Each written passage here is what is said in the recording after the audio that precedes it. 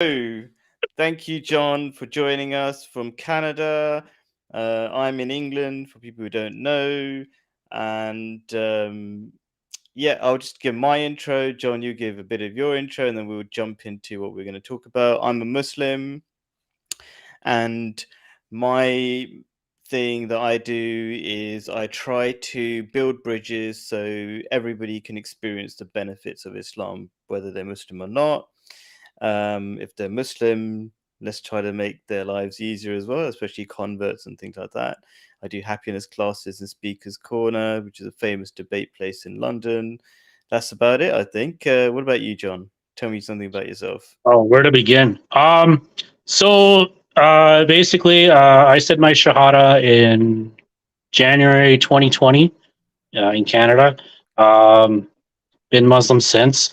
Unfortunately, my first Ramadan was the start of the pandemic, so I did build up some relationships, but I felt like especially in Canada, the COVID restrictions are really strict. So socially, like there's that bit of divide for everybody, and Hmm. it was a really turbulent time for a lot of people, and a lot of people don't talk about how socially, economically, how turbulent it is. Even after it, it's kind of in the background. But for me, that's kind of been kind of the struggle to get back into it. Like with many other things I had before, like many other habits I had before, it's a struggle to get those habits back. So I'm slowly getting there, and uh, going to the mosque every once in a while, but like just kind of building myself up. But well, I think you touched on a point there about mending bridges and between I guess converts and people who have Islamic background, either they're from Mm-hmm. Saudi Arabia, Northern Africa. All those people, they have a cultural reference Yeah. of Islam, right? Yeah. Whereas my ancestors had a different path than your ancestors when it comes to Islam. My ancestors, especially from Canada, kind of the conquest, the unfounded land, getting away from Christian persecution, from the Catholic Church or other Protestant churches. They wanted to kind of build this kind of secular utopia in Canada with the Queen, and then I guess America wanted to do without the Queen. So that's kind of Hmm. the background. I think not a lot of people think about when they're doing their dawa. I think Yeah. it's kind of important to understand people's background. So basically, my ancestors, right? There's a lot more barriers to accepting Islam. Psychological barriers are that's cultural. That It, maybe oh, I, somebody like such as yourself, well, maybe you've been here for multiple generations. I'm yeah. not quite sure, but But like I tell you somebody who, yeah, somebody who something that just makes came me. here and was like Muslim and is like really good, like a high scale immigrant who has a high paying job, who is very articulate in English. Still doesn't really, like they could speak the language well, but they still don't understand the kind of the historical and Yeah. even their lived experiences of converts, right? A lot of Of people say, course. you don't understand what I am because you haven't lived the experience. There's some truth to that, right? No, of course there So, is. I mhm, and in England, I see it all the time. That converts feel left out, but because of born Muslims who, especially immigrants. I was brought up in England, and that's different to somebody who's an immigrant to England. mhm. Immigrants to England like to talk amongst themselves in their own language, and they do block out a lot of converts, and I find that annoying. Um, but people like myself brought up here, we've got a bit more of a connection, but we don't totally understand it at all because I've been privileged, I would say, to grow up within a Muslim community, and we haven't suffered, I would say, because I always look at statistics about what's happening to people in the UK, the loneliness and all the other problems. You know, um, I've had a privileged life as a Muslim, not having to suffer so many problems, and I don't never drunk alcohol. There's a lot of things that those experiences, take you from a Like you don't different have the different life. you don't do this, right? Like you haven't done that before. Have you done What's this that? before, where you're praying? That's what Christians Oh, do, or Catholics do. the Father, Trinity Son, thing. Holy Spirit. Yeah, yeah, I've done this all the time too when I'm making a prayer, like yeah. kind of thing, like to God. I've kind of like, oh, I can't do that. I can't do that, right? And so I guess that's probably what converts would do, even if they didn't grow up Yeah, like Christian. It's still within their culture that they're infused in, right, and their yeah, relatives and all that, right? And yeah. I think a lot of barriers of to it, because people such as like who look like me, who are European and Western, they'll call me a traitor to my country, Mm, or to Christianity, or to Western civilization, democracy, rule of law, liberalism, you name it. The Jordan Peterson talking points are there, right? And so I'm trying to kind of really get into deep into their psyche on the history, on how they come up with those thoughts mm, of what is liberalism, what is democracy, how did it form, right? And I've mm, actually read some books about how the Christian Reformation in the Middle Ages gave birth, like you know I've read the whole book where I understand it, but you can definitely get some talking points out of it when mm, you're talking to, I guess, people who have a psychological or a cognitive dissonance towards the ultimate truth, the higher truth, mm, of which God has no partners and there's no worthy of worship except God Himself, which is Allah in Arabic, mm. which means the God, and it's Yeah, the same God as the Christian God, yeah. right? That's right. Right. Yeah, yeah, Another argument that I've heard is that Islam is foreign, and what I say to that is that Christianity came from the same Middle Eastern place, the same Semitic yeah, tribes as Islam. Not too far off, right? yeah, And Europe was colonized. It wasn't Christian before; it was pagan. yeah. Mm, The main religion was paganism, and I actually know people who understand this and just turn. Well, if I'm actually going to go to my roots, I'll just be pagan, mm. right? But peace be upon him, Prophet Muhammad. Yeah, He preached against idol worship, right? yeah, Before Mecca was it is what we know today, it was a whole bunch of pilgrims going on and worshiping Arab pagans, worshiping different idols, right? yeah. And he preached against that, and he faced a lot of backlash. So if we can infuse ourselves with the story of the Prophet Muhammad, what we face today, I think as hard as we conceive of it, we still live a pretty comfortable life. Like, people might Mm, disagree with you, but I think in the end, I think people will respect you for sticking to your principles. I mm. think respect is what you should value, uh, way above being liked. A lot Yeah, of people like and being it's tough liked, sticking to you your know? principles, isn't it? Especially when if you're you're stick. So when you're saying you're sticking to your principles, you're talking about becoming a Muslim, whereas the rest of society is trying to push you a different direction. Is that kind of the principles you're talking Yeah, about? like when I tell my coworkers like I'm Muslim, like they ask me what religion are you, right? So they ask me first, are you religious? So they just assume I'm like a Christian that goes to church, right? Yeah. I say yes, and I go, what religion do you practice? They say Muslim, and I think it's very different reactions, but I have gotten positive responses, and I know I get negative responses, but I don't really get too into that. But like, um, the positive responses are, John, you're Muslim. I'm like, yeah. And I'm like, why are you Muslim? Because I don't believe Jesus is the co-equal to God. Hmm. And they go, oh, that makes sense. So you just that was the next best religion kind of thing that you choose. I'm like, yeah. You're like, okay, that's good. That's good. I mean, those are just simple talking points. That's Yeah. Dawah right there, right? So it Yeah. doesn't have to like, So that oh, I want to. yeah. There's something that makes me laugh, but in a positive way. When converts start using Arabic words as if it's normal, like Dawa Oh, and Andrew Tate, Haram, and a lot of people like. So this is what we're talking about especially a white today as convert. well. Yeah. So no, so this is what we're talking about as well, isn't it? Because you wanted to talk about the importance or of Arabic in when you become a Muslim, in especially you want to talk about the Shahada, which is the declaration of faith. Should it be in Arabic? Is it necessary? So this is interesting. So what are your feelings? Tell me to begin with. What are your feet? Is that right? Have I understood it correctly? That Yeah, so that's the I could focal definitely add point. on to that. Yeah. Yeah.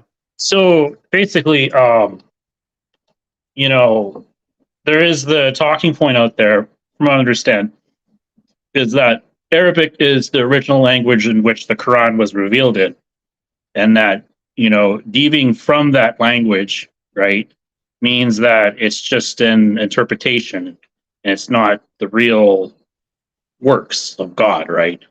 As God revealed in Arabic, He didn't Yeah. reveal in English, right? That's right. Whereas the Christians, they the Greek, they literally have Greek translations and English translations, and they don't really have a scholarly problem with that. There's no Christian saying you have to learn Greek.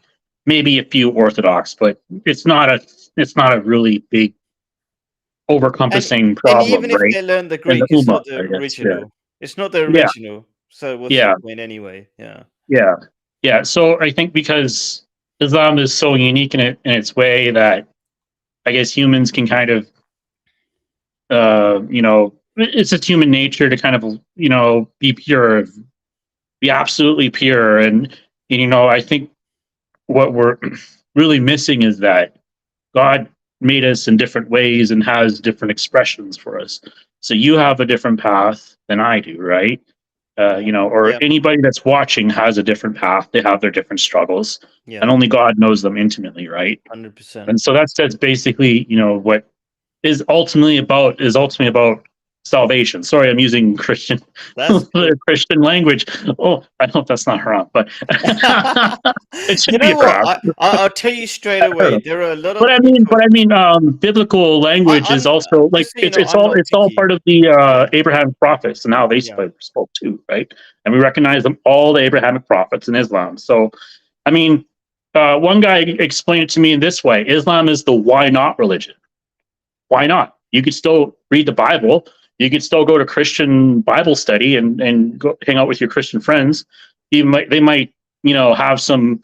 They might scorn at you for some of your takes on Jesus and the Father, the Son, the Holy Spirit, or however they like to explain it. There's 10 million different ways to how they explain it, but you could still read it, and that's not haram, right? Like if you're reading from the book of John or the book of Matthew or the book of Cool. Adam, Yeah. those are all Abrahamic prophets, right? I Yeah. think the unique thing about Islam is it's actually can be sourced back into the time when it was written in camel bone leaves by the eldermen or wise men, and Muhammad, being illiterate, recited them, and then they wrote it down. Sure. And to Yeah. this day, right? And what I did in my journey is that I actually went to an imam because I bought a Quran off of Amazon, and Yeah. I just went to an imam, and I just said, is this translation correct? Like, does this convey the meaning in Arabic as it is in English? And so he read it, and he's like, yeah, that's good. And so basically, like, like even like there's different Bibles too, right? There's like the Mm. King James Bible, and then there's the uh Old Testament, New Testament, um born again. I don't know, I got a Yeah. Bible from evangelical. Like there's so many different versions of the Bible, right? Like some Christians, they'll make a big deal about, oh well, you're not reading from the right Bible, right? Mm. It's almost just like a human nature. It doesn't really matter what religion it is. Everyone wants to, it's kind of like the ego, Yeah. just like kind of want to making it their own, and they want to be like top dog. It's almost like a spirit of Lucifer, if I Hmm. were to explain it that way. Yeah. Well. If Yeah. I were to get, sorry, I like to get into metaphysical topics, right? The That's kind of fine. esoteric, kind of, but it's almost like the spirit of Lucifer, where people want to, it's not necessarily like they're really, maybe in a way it can be sinister, because they're looking to get higher up in the Yeah. church or Mm, even the mosque, yeah. right? And so Everybody's there's got an that ego. innate human, but it's just like, well, we're human, and that's part of the human experience, right? If we Yeah. didn't have these problems, we wouldn't be human, right? So I don't know. We're not Yeah. we're not born perfect. We're fallen angels, right? Yeah. So Yeah. Yeah. Yeah. I so mean, that's for me, first of all, how do I put it? Every time I see a convert, it's for me, and I think a lot of other born Muslims, we welcome converts. I say we, but I personally, I should say, I personally feel like if you don't take it the wrong way, you guys are like babies, and we want to oh, kind of take definitely. care of you guys. And I don't really, I think somebody who's judging a baby, let's say, that's just stupid, right? Um, and I think this is Or it can part go of. the opposite way. It could be a savior complex. Oh yeah, like the white guy. Oh, I look up to the white guy, and he must Yeah, know. Yeah, that's true. That's a good point, actually. I see that a lot as well. Yeah, yeah. yeah, yeah. Yeah, Like, I've gotten some weird kind of things, and I don't know if you've heard of this before, but when I was sitting down with them having lunch, I just grabbed a fork and I didn't really think anything of it. I was like, "Where's the forks? Like, guys, where's the forks?" And yeah, then one of the imams was like, or one of the guys that was with me teaching me like the prayers and all that in Arabic. He was just like, "Oh, John, don't you know the Prophet Muhammad didn't use any utensils or forks? yeah. What is this?" I'm like, "What the? Where did it say that in the Quran? I didn't read that. Where did I miss a memo?" Like, so I I don't mean, know. there's a And then million and then things. and then I went to Yeah, another group of Muslims, like Egyptians. yeah, They're just like, "Oh no, no." They think they're helping, but they're not. Like it's just like so. One group of Muslims says this, another group of Muslims says that. So, you know, in yeah, terms of like the five pillars and the belief in God, yes, there is unity behind that, and I respect that, and that's what makes Islam superior to Christianity. But at the same time, we still have these sectarian differences, kind of yeah. like Christianity, right? But And that's even if it's not sectarian, it's just Mhm, different cultures and mhm. egos and a lack of understanding of other human beings. Like, why? I feel sad that somebody could, just for a small thing like eating with your hands. Loads of Muslims don't eat with their hands, first of all, right? Okay. Um, and to say you don't know that, like, why would you talk like that? So I think there's a lot. Muslims need to learn how to talk as well, and be understanding and kind. And that's what Prophet Muhammad was. He incredibly kind, incredibly understanding, of all sorts of people. We were having a conversation, well, trying to find out what we were going to be talking about in the emails, and you were particularly focusing on the shahada, which is the declaration. I'm a teacher. I want to always translate, just in case somebody's new to Islam and they don't know what shahada means. And there was a saying, or a saying of Prophet Muhammad, or let's say a scenario, this mini story of where there was a battle going on, and somebody was about to die, or be an enemy of the Prophet Muhammad, peace be upon him, was about to be killed. Sorry, there was a Muslim fighting an enemy of Islam, let's just say. And just before he got killed, he says, "There's no God but Allah." He didn't even say prophet. The whole declaration of faith for anybody who's not a Muslim is, "There's no God but Allah, and Prophet Muhammad is his messenger." He didn't even say that. He just said, "There's no God but Allah, the one true God." And this Muslim killed him anyway. And then he went to Prophet Muhammad to, show off that he did such a thing. And Prophet Muhammad was so upset with him. He said, "Did you open up his heart to know what the truth was?" Right? So, first of all, you can see that he didn't even care about the whole Shahada, the declaration of faith. Prophet Muhammad didn't even care about that detail. If you believe in this hadith, this saying of Prophet Muhammad, and it's supposed to be, legit, but who knows, right? But from my understanding, is that Islam is flexible. Islam is about being understanding. Islam is not about judging, and the Quran is very clear about not judging people. You know, what's Like, there's no concept of the like original sin. Oh yeah, there's none. There's not that. And they there's no concept of, yeah, of course. But what was Mhm. I thinking of? There was something particular I was looking at. It's not there's a verse of the Holy Quran that I had in mind, maybe.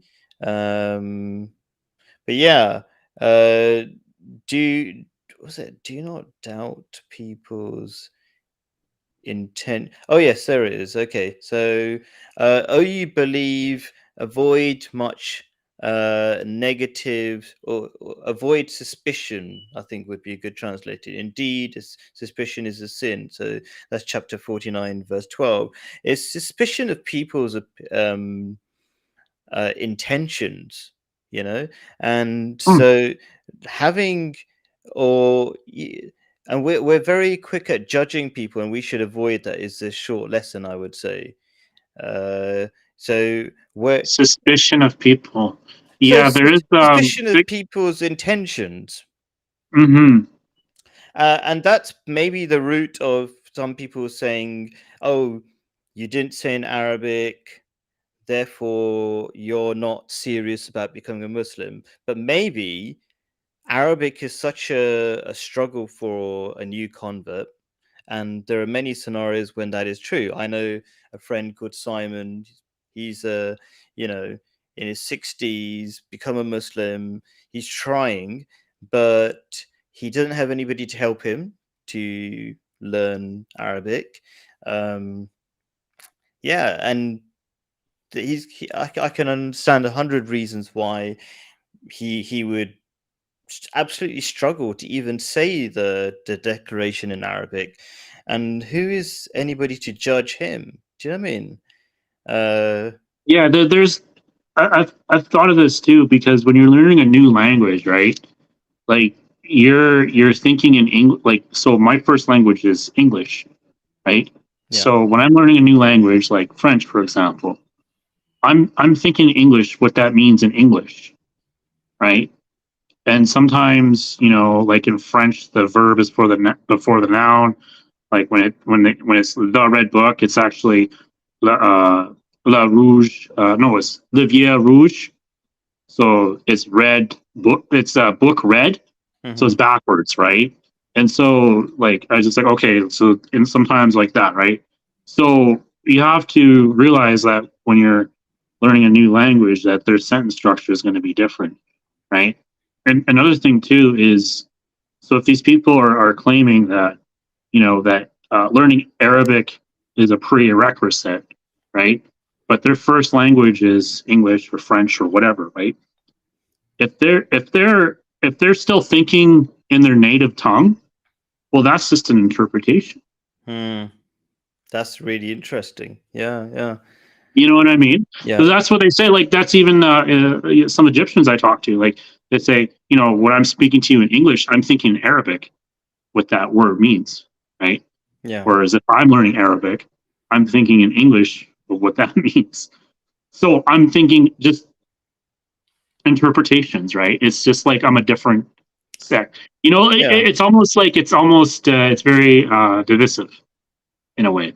yeah, Um, and I think that's why Islam, it's ultimately nationalist in a way because, people have different needs and different cultural practices. As long as those cultural practices are not haram against the Quran, right? yeah, The hadiths, that stuff, you can get into the weeds and that stuff.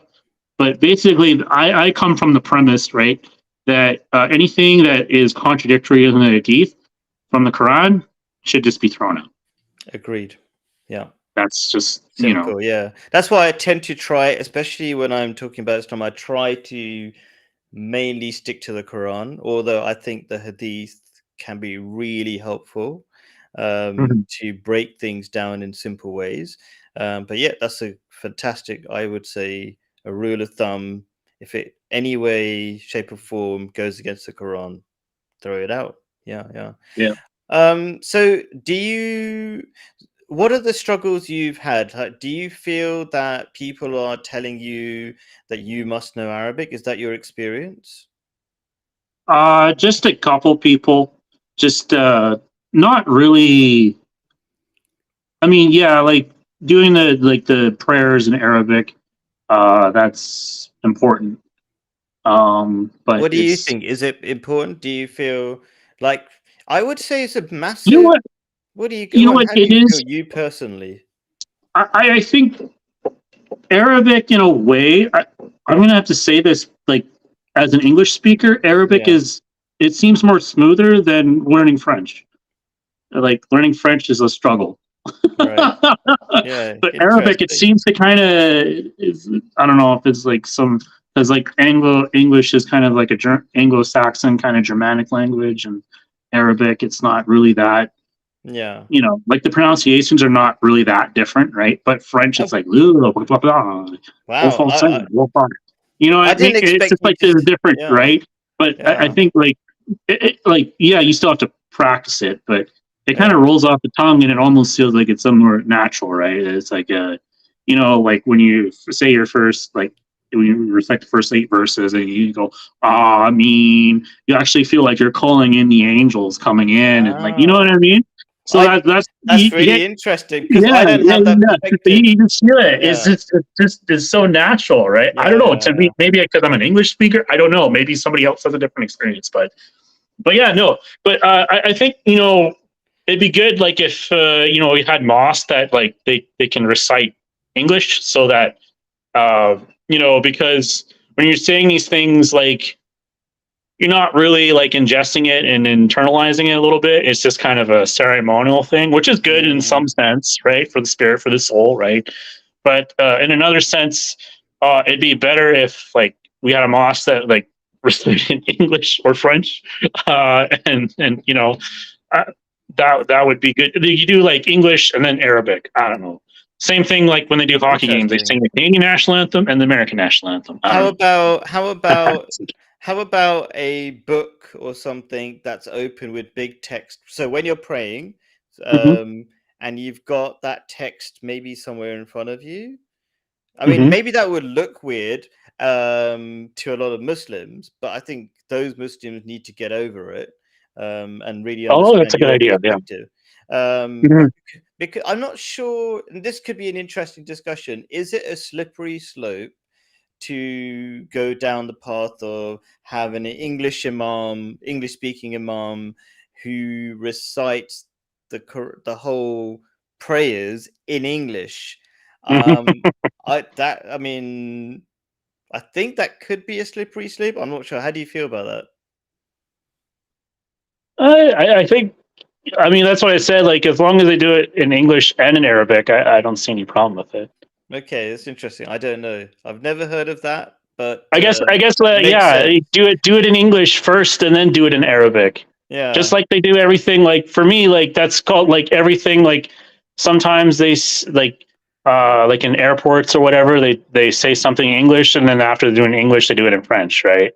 And so I guess living in a bilingual country, it's not that weird to me. Maybe Yeah. it's weird to somebody who just has a nation that has one official language, right? Yeah. But to me, it's like in government offices, like they got to learn French. If like any government job, pretty much you got to be bilingual, pretty much. So like to me, that's not weird.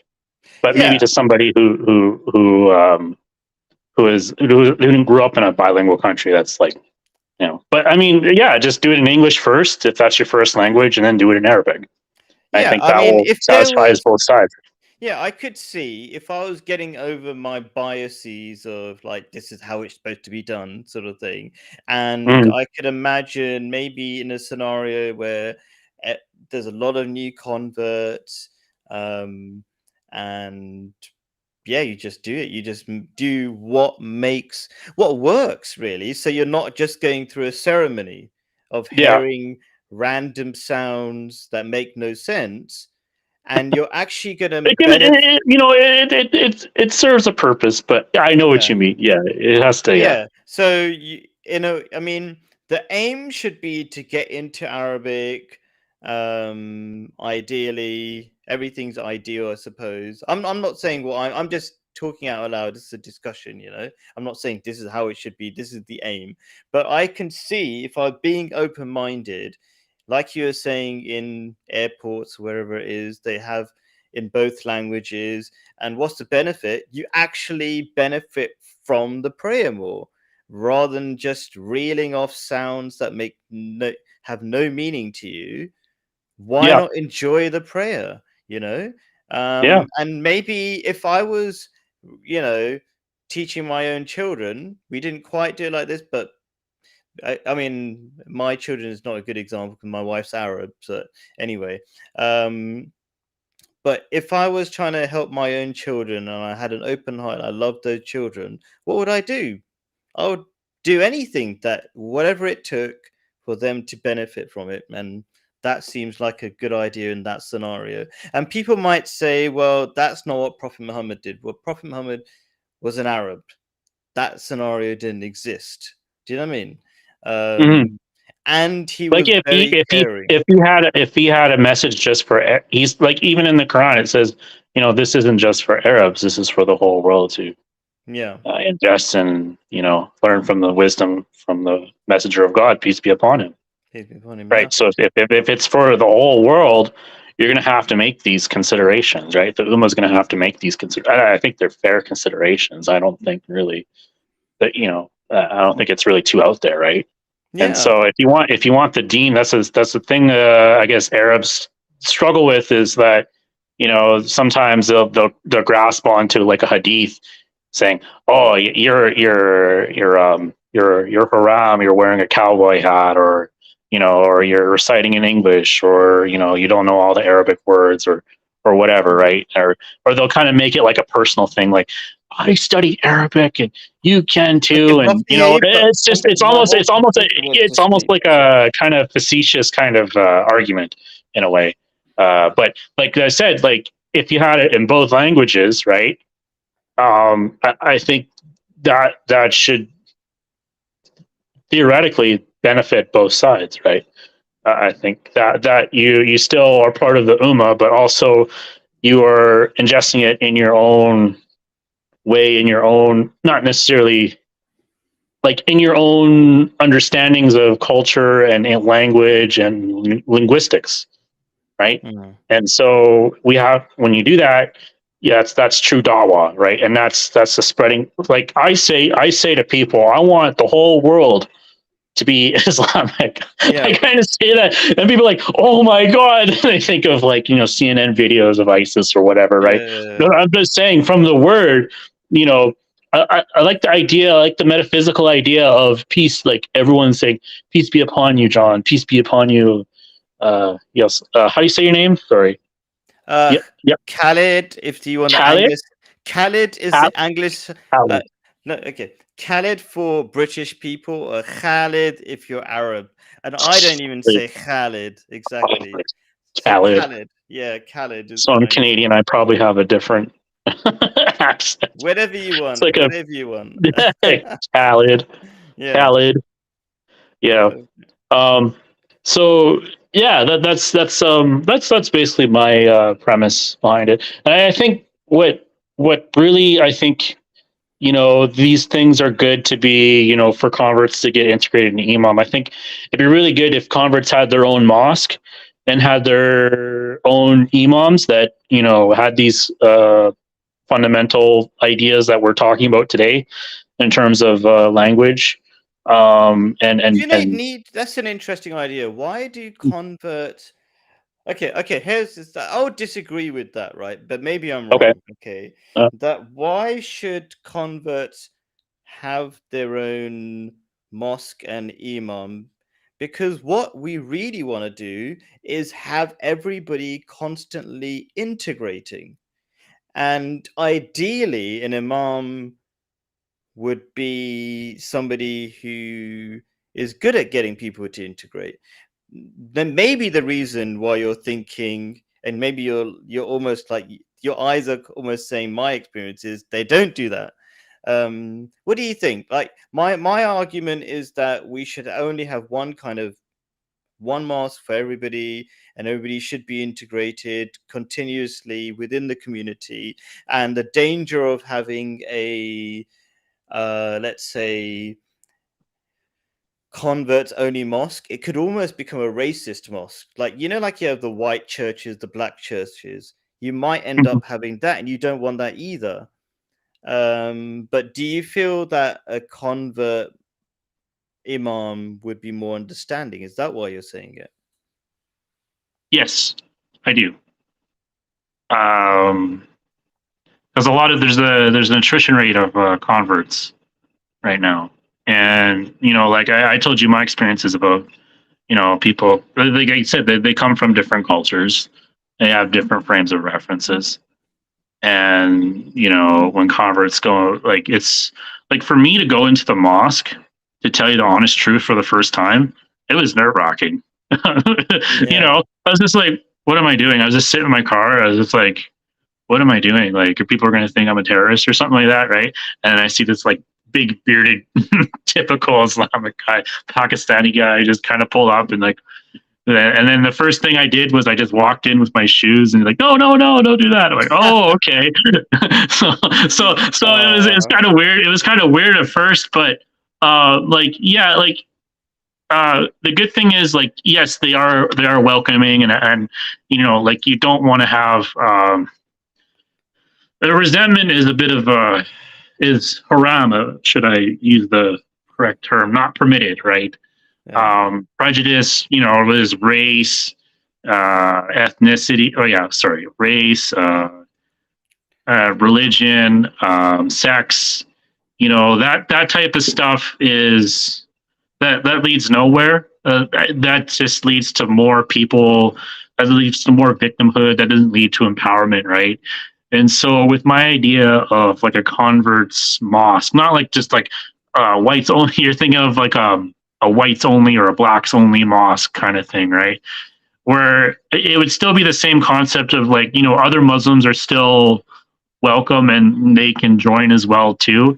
It would just be from a Western point of view, and so that might in of itself, some people might criticize, well, that's discriminatory. Well, if I go to a mosque and a Pakistani, Egyptian, North African, they come from different frames of reference, right? Which I have no really understanding of, right? The Mm, nuances of that, right? I understand Christian history to the bone, right? Whereas they don't. They come from a different. And I'm not saying that's wrong. I'm not saying like they're superior or I'm superior in any way. I'm just saying that like definitely the Islamic way is you gotta be welcoming to visitors, yeah. and that's So an kind of Christians ideal, lost that way, right? And yeah. then the good thing about Islam, there's no us versus them kind of mentality. There is that verse in the Quran that does talk about that there is no compulsion in religion, Yeah. right? So you can be Christian, you can be Judaism, you can still believe those things and not fear persecution. Whereas if you go into a Christian church and I say I don't accept Jesus Christ as your Lord and Savior, well, you're probably like maybe 5 steps away from getting burned at the stake again. Mm, I'm not even kidding. There is that mentality because maybe I yeah. understand that at the bone because Europe. If you look at Europe history, it was just Mm. 500 years just constant bloodshed over things, right? And then they Yeah. said, what? Stop killing each other. Just Yeah. let's just I have mean, liberalism and democracy, and in that's what the French England, Revolution was too. Oh, yeah. the French Revolution, right? They wanted to kill Mm, the king, right? yeah. And In so England, some people, yeah. Christianity is dying out very quickly anyway. There's any Christians who call themselves the Christians, they don't even follow the Bible or anything anyway. Mhm. It's pretty much dead over here. Um, but it's very interesting. I mean, I just want to clarify. I think we do agree on this, maybe, that ideally, if you're a good Muslim, you're not going to be judgmental. You're not going to um, use your culture instead of your religion. But you're saying the reality is a bit different. Is that what you're saying? That, I mean, do you agree that the culture shouldn't people should be able to realize the difference between their culture and religion? Um, Yes. but you're saying that they don't a lot of the time. No, they think that because I'm Muslim now that I have the same cultural references as living in Pakistan or Egypt, right? And I don't, right?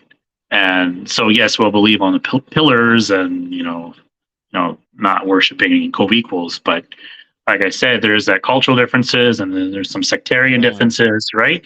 Yeah. And so I understand this, this diversity. I kind of like, forgive me if I'm putting words in your mouth, but I kind of get this, well, why can't we all just get along, right? I'm not saying like, don't give up on that. Don't, Yeah.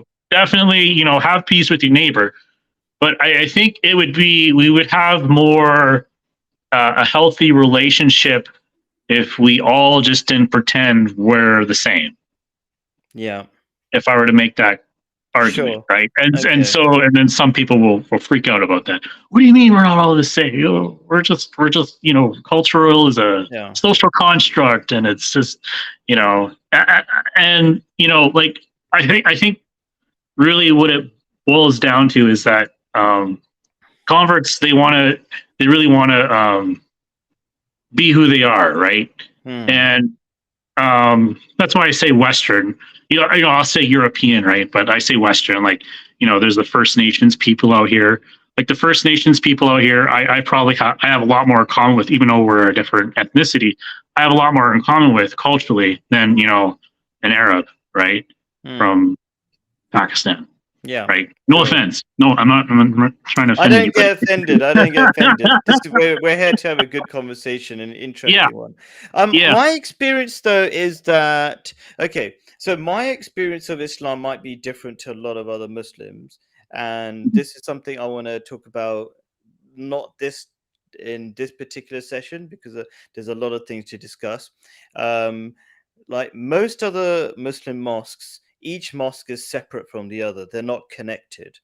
But I'm part of a very rare Muslim community that's international called the Ahmadiyya Muslim. You might not have heard. We're the only people with a caliph as such, and which means that all the mosques all the imams are continuously being trained to behave, to accept converts, to understand the people of the, and not to.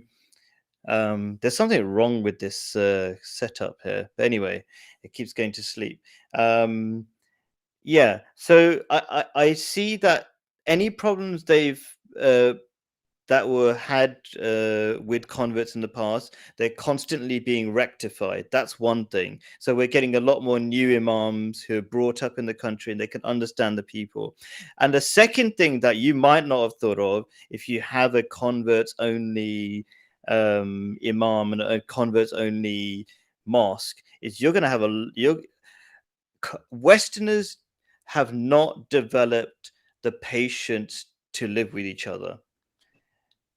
It's because there's a lot of loneliness, and even if let's say they were all white, let's say, they would not understand each other because Westerners fight each other for every tiny thing, and it takes a lot of time to develop that understanding of each other. So I think the theory of a converts only mosque won't work for that reason, and I think I think there's a lot of hope that imams can be trained to be nice enough to understand converts when they do come in, because I've seen a lot of that as well.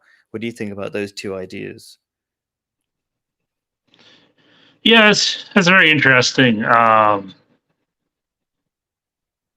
would like to have like an imam that's like definitely trained, but also can understand the cultural references of converts, right? And not just read it from a book, right? Like, I Mm. don't know. You know what I mean? Then we go back to the beginning of like, I have a different life experience, you have a different life experience, right? Yeah. And Yeah. so, these things can't be.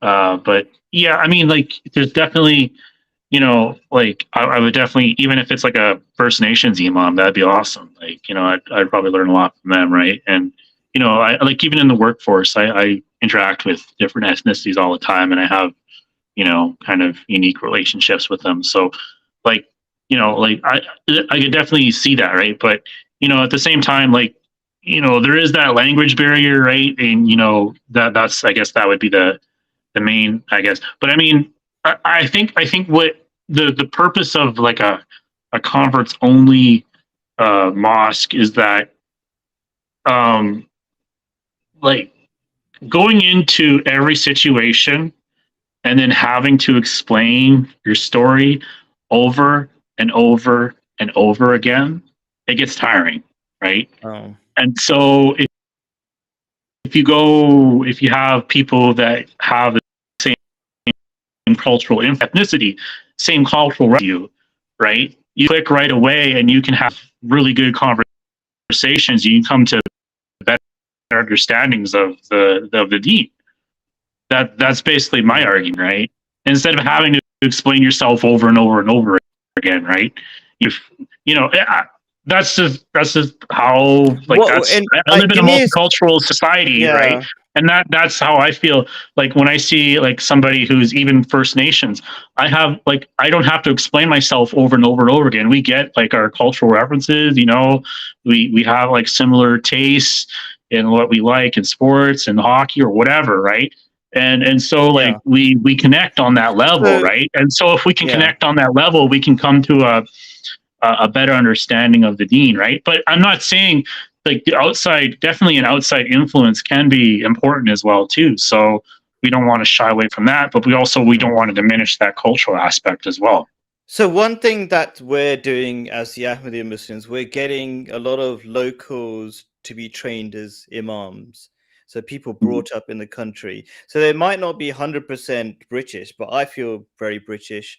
Especially London, having a brown person makes you no different, really. We've got a Muslim mayor of London, and all sorts of things like that. London is very Multicultural. multicultural, more than most of Europe, and we're very Mhm. well connected. But there are people who are immigrants who not born in the country, even if they were. I've noticed, even if they were, they came to the country when they were 10, and they're 40. They still don't really understand the country like somebody who's born in the country.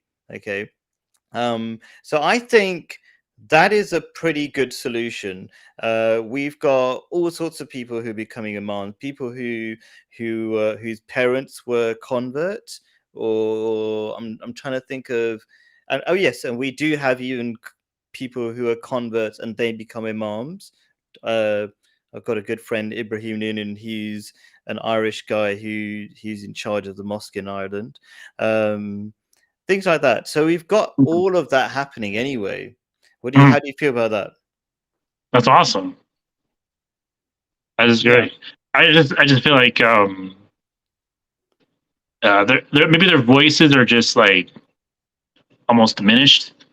You know what I mean? I just haven't. It just seems like, a lot of converts, they just feel like they're just not really heard. Hmm. Like, I just, Okay. that's, So you know what I mean? let's talk about this stuff that I wasn't planning on talking about it. Sure. Because I love this. what I'm saying doesn't happen all over the world. This is especially for Ahmadiyya Muslims. So we have a Yeah. caliph who is getting feedback from converts all the time and hearing Mhm. out all the problems. He's like a father figure. We meet him directly, write letters to him all the time, all sorts of things, saying what are the issues, and he's constantly fixing things. And we have a department for converts, run by converts, to solve problems all the time. So maybe That, that, that would yeah. show that it would show the Islamophobes that, Islam is not culturally predatory, because there is this presumption that once Islam comes in, it's going to be you're going to be your all your culture is going to be turned upside down. In some sense, the haram stuff, yeah, like alcohol and drugs and stuff like that. You know, stuff that really plagues the average Westerner. Mm. But in terms of like, you know, wearing a cowboy hat or liking hockey or you know stuff like that, or you know, speaking French or speaking English, Mm. you know, that stuff you get to keep. And not only that, you get to it emphasizes your identity. That's the way I look at Islam, is it emphasizes more of your identity. You say my cultural references matter, my, you know, my frame of references matter, right? And some converts, either they look at it as being a white savior for the ummah, in which they have no understanding of any cultural references of any North African, Arab, Muslim, right? And so, you know, there's that, and also, like you said earlier, they get treated like a baby, right? I didn't really feel like I was treated like a baby. I guess it just depends upon the personality, but I don't come across as like needing help. So I'm kind of like, you know, debate combative, but I could stand on my own 2 feet, right? So I was I kind of think looked it at it as depends on people, like a the yeah, born Muslims. Even if yeah, you don't look like you need help, people should yeah, be caring enough to say, like, "How can I help?" sort of thing.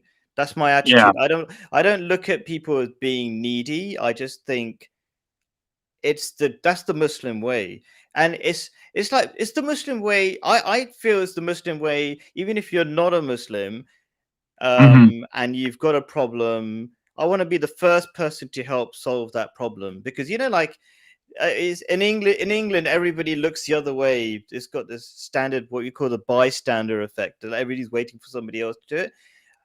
Hmm. As a Muslim, we're supposed to be going all out our way to help people. It's not like the converts look like they need help. It's just like I want to be the one to help.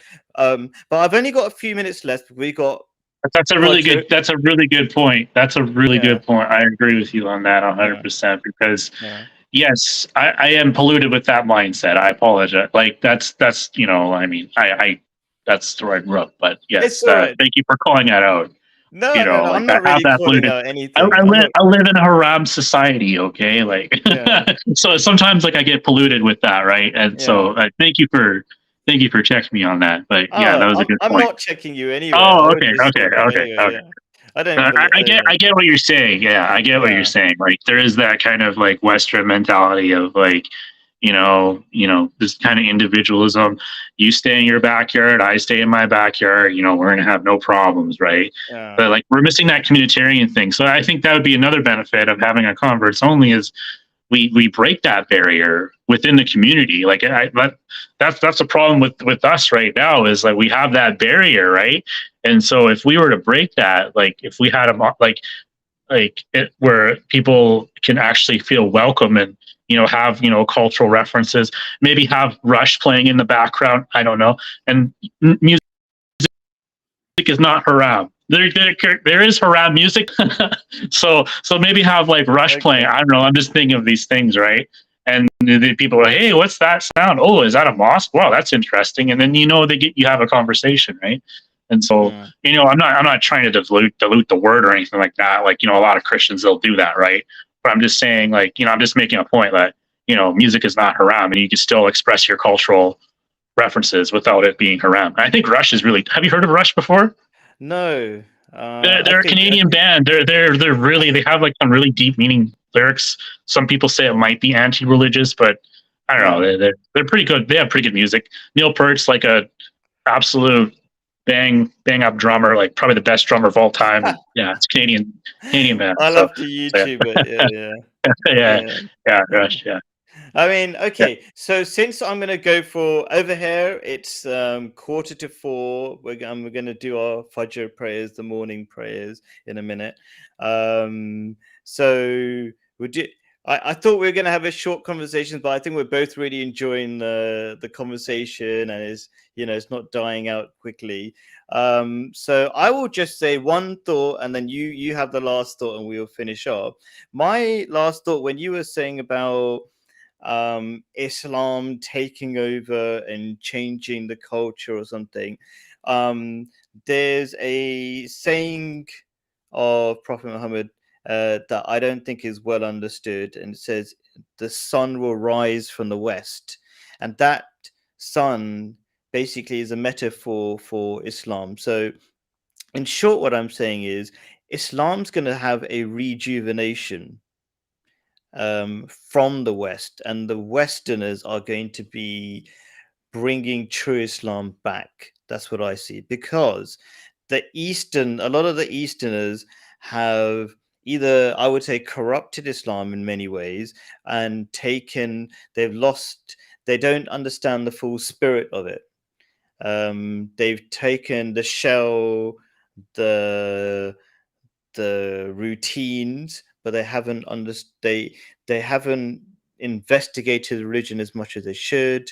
And that's maybe that sounds alien to you, but that's something I truly believe is going to happen. So I think there's going to be a rejuvenation of Islam, and you're going to see the true Islam coming, and it's going to be you guys, the Westerners, who are going to be bringing true Islam to the West. It's not.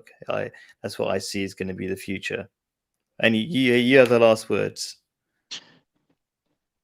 That's a good point. So my last words are: the truth does not fear investigation. The truth is eternal. People can have their own spin on things, like I mentioned earlier. They use that to it doesn't matter what religion it is.